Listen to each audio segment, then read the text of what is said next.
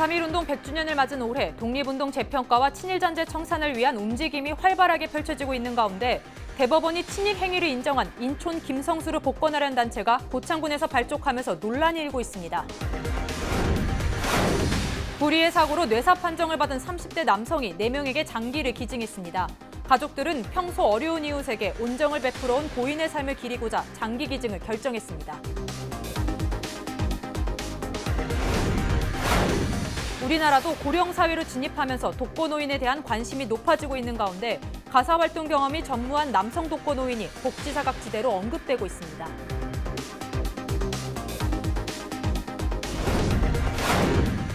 전라북도가 일본 수출 규제 피해 기업의 자금과 연구개발을 지원합니다. 이원택 정무부지사는 관련 부서와 유관기관에 이 같은 입장을 전달했습니다.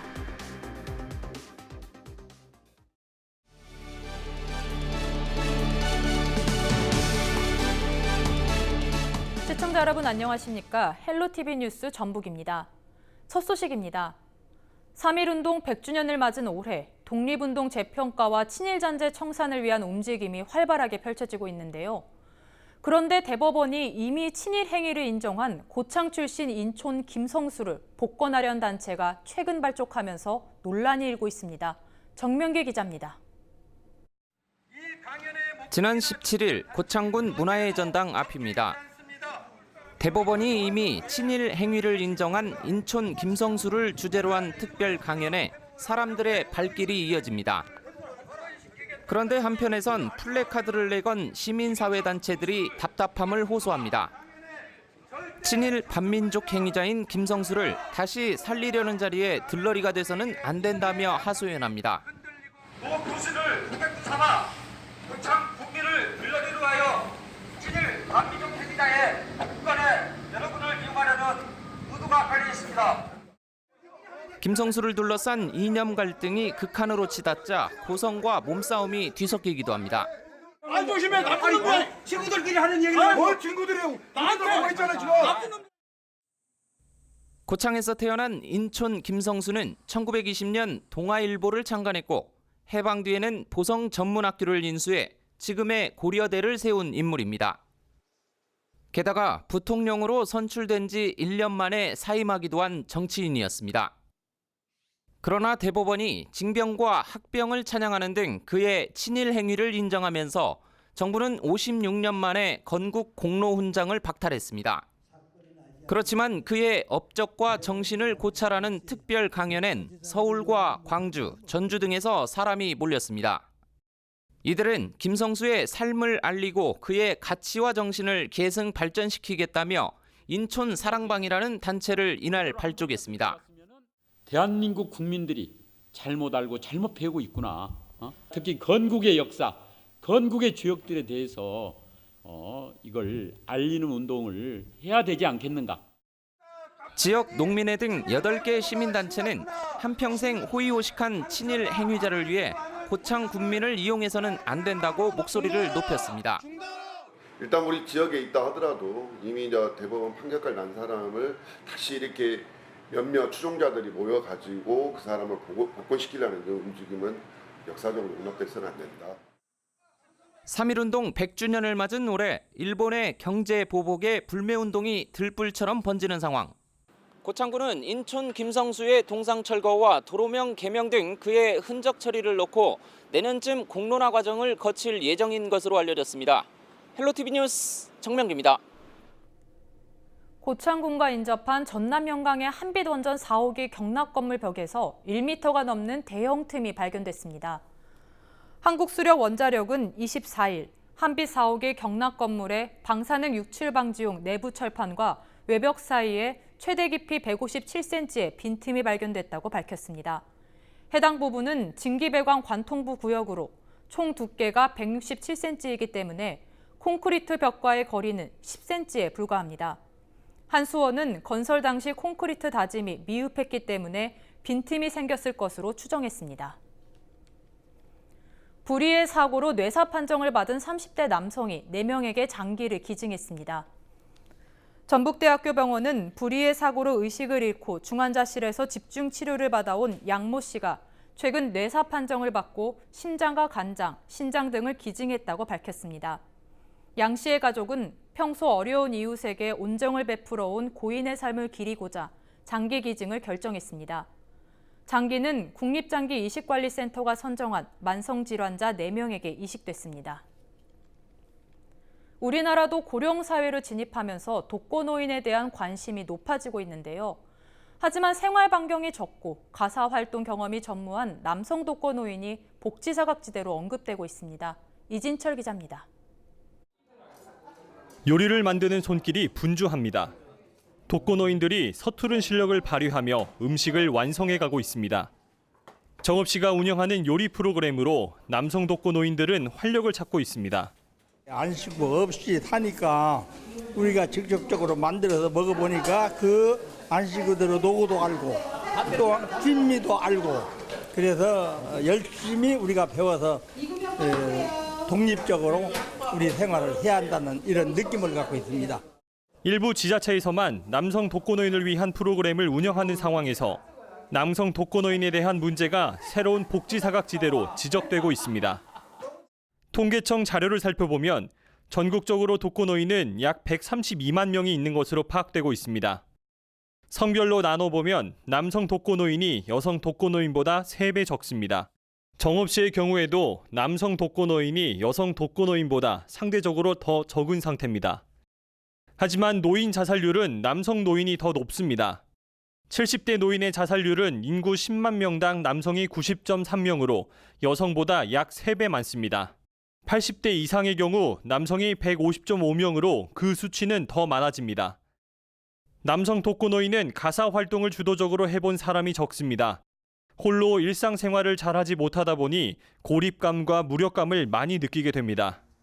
게다가 남성 독거노인은 여성 독거노인보다 활동 반경이 좁고 맺고 있는 사회적 관계가 적습니다.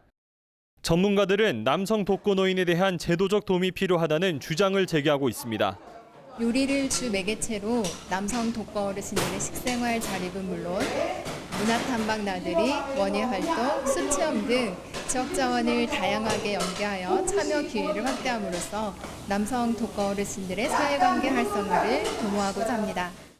남성 독거노인 문제는 반찬 배달과 같은 물질적인 지원에만 한정돼 있습니다. 이들이 예전과 같은 수준으로 일상생활을 할 수 있는 여건 마련이 필요한 상황입니다. 헬로티비 뉴스 이진철입니다. 김제 씨가 23억 원을 들여 미세먼지 저감 대책을 본격적으로 추진합니다. 김제 씨는 친환경 자동차 구입 지원과 노후 경유차 조기 폐차 지원, 어린이 통합 차량, LPG 교체 지원 사업 등을 추진하고 있습니다. 또 고농도 미세먼지 비상저감 조치가 발령되면 배출가스 5등급 차량은 운행을 제한하기로 했습니다. 김제 씨는 현재 배출가스 5등급 차량이 9천여 대로 연간 미세먼지 배출량은 198톤에 이르는 것으로 집계됐습니다. 전라북도는 우수중소기업 16곳을 스타기업으로 지정해 마케팅 지원 사업을 진행한다고 밝혔습니다. 전라북도는 최근 3년 평균 매출액이 50억에서 400억 원인 중소기업 가운데 성장 잠재력이 높고 지역사회 공헌이 우수한 기업 16곳을 선정했습니다. 이번에 선정된 기업들은 기술과 경영 어려움 상담 등을 상시 지원받고 기술 혁신 활동과 해외 시장 진출을 위한 홍보 활동비로 연간 4천만 원을 지원받게 됩니다. 또 공모를 통해 상용화 연구개발비로 최대 3억 원을 받을 수 있습니다.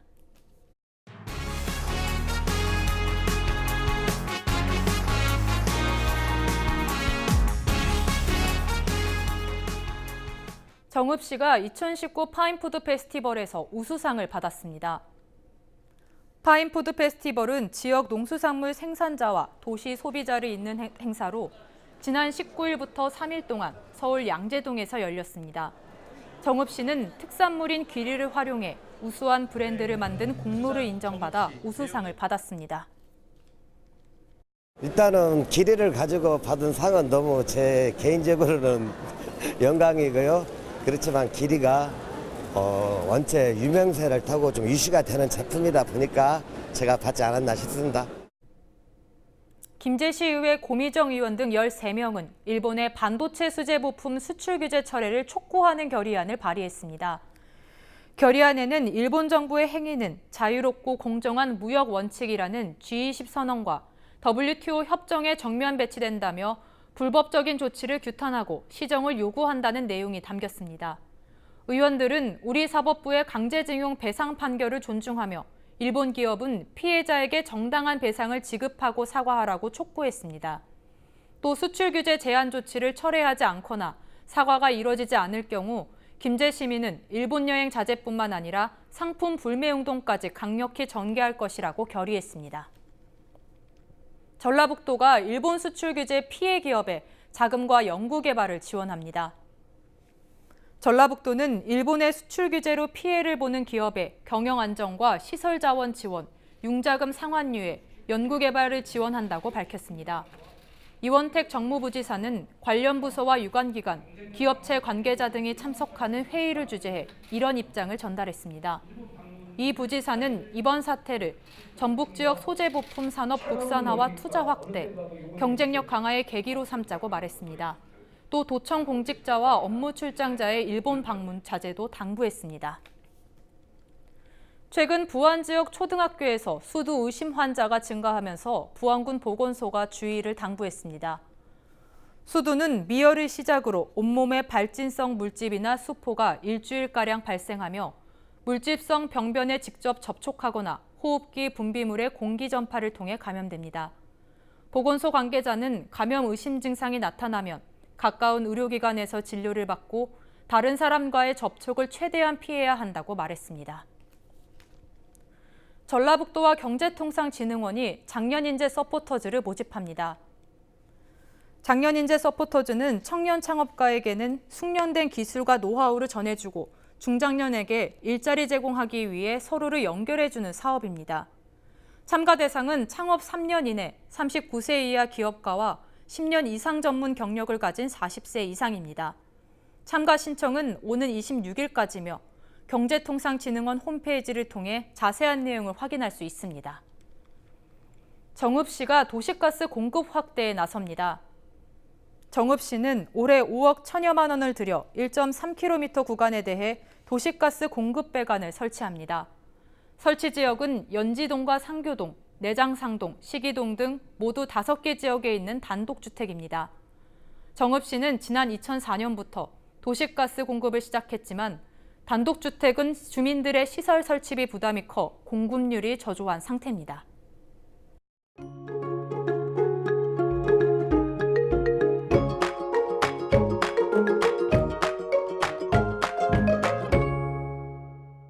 요즘 밤낮 할 것 없이 더위가 계속되고 있습니다. 우리 지역 한낮에 30도까지 치솟겠는데요. 여기에 습한 기온까지 더해지면서 열사병 위험이 커지고 있습니다. 격렬한 활동은 자제하고 수분 섭취를 충분히 해주시는 게 좋겠습니다. 비 소식 있으니까요. 외출하실 때 가방 속에 우산을 꼭 챙겨 나오셔야겠습니다. 주간 날씨입니다. 목요일부터 토요일 사이 장마의 영향으로 전국 곳곳에 비가 올 전망입니다. 바다 날씨입니다. 바다의 물결은 0.5에서 1m로 다소 잔잔하게 일겠습니다. 서해 남부 해상에 안개가 짙게 끼는 곳이 있으니까요. 항해나 조업하시는 분들은 각별히 주의하셔야겠습니다. 전국 날씨입니다.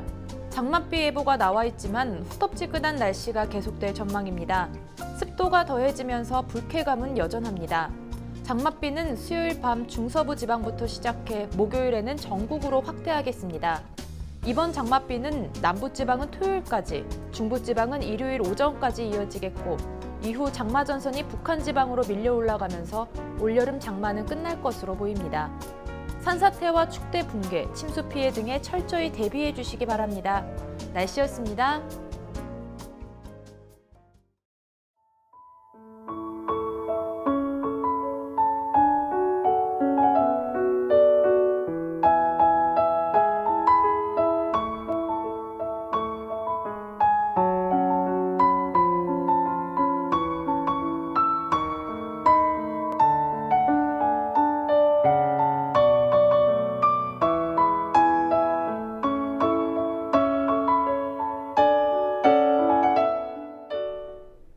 이상으로 뉴스를 마칩니다. 저희는 언제나 지역 주민 여러분 곁에 있겠습니다. 고맙습니다.